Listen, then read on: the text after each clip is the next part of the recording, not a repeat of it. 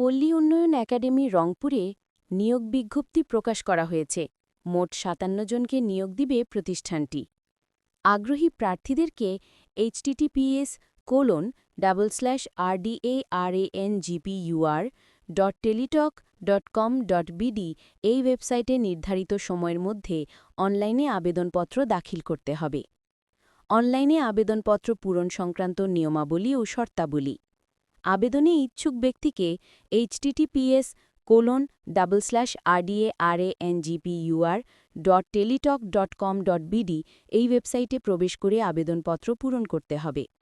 অনলাইনে আবেদনপত্র পূরণ ও আবেদন ফি জমাদান শুরুর তারিখ ও সময় ৮-১০-২০২৫ সকাল ১০ ঘটিকা এবং আবেদনপত্র জমাদানের শেষ তারিখ ও সময় ৭-১১-২০২৫ বিকাল ৫ ঘটিকা।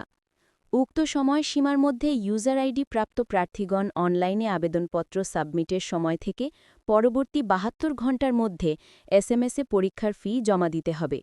আরও বিস্তারিত জানতে সার্কুলারটি পড়ে দেখুন। সাথে থাকার জন্য ধন্যবাদ।